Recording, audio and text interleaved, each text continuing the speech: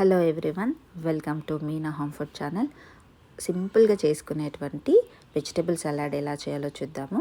So ఇక్కడ tomatoes, capsicum, onion, cabbage, carrot and broccoli, green peas and beans కూడా తీసుకొని ఇక్కడ మనం ఒక ప్యాన్లోకి 1 స్పూన్ బటర్ని మెల్ట్ చేసేసుకున్న తర్వాత ఆనియన్స్ యాడ్ చేసుకోవాలి ఫస్ట్గా.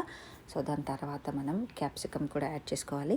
ఇక్కడ మనం ఒక్కొక్క వెజిటేబుల్ని ఒకదాని తర్వాత ఒకటి కొద్దిగా వేయిస్తూ జస్ట్ ఒక హాఫ్ మినిట్ ఆర్ 1 మినిట్ అలా సార్ట్ చేస్తూ నెక్స్ట్ వెజిటేబుల్ అనేటువంటిది యాడ్ చేసుకుంటూ ఉండాలి.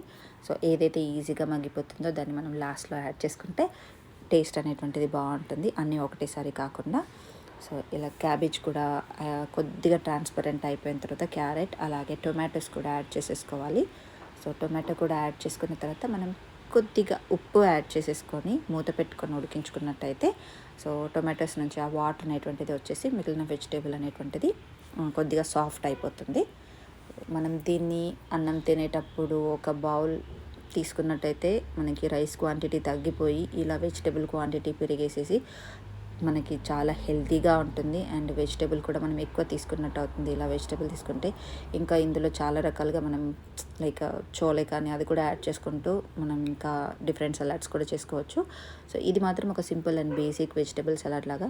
సో ఫైనల్లీ బ్రాకలీ కూడా యాడ్ చేసుకున్న తర్వాత ఒక 2 మినిట్స్ మూత పెట్టేసేసి అలా మగ్గించుకోవాలి. ఫైనల్లీ స్పైసీ లెవెల్కి తగ్గట్టుగా కొంచెం చట్పటాగా so black pepper powder add చేసుకున్న తర్వాత దింపేసుకునే కన్నా ముందు ఒక హాఫ్ లెమన్ కూడా దీనిలో స్క్వీజ్ చేసుకొని సర్వ్ చేసుకున్నారంటే యమ్మీగా ఉంటుంది, టేస్ట్ బాగుంటుంది అండ్ చాలా హెల్తీ ఆల్సో మనం తినడానికి.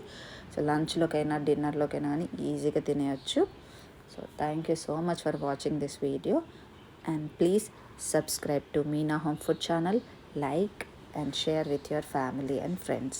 Thank you everyone.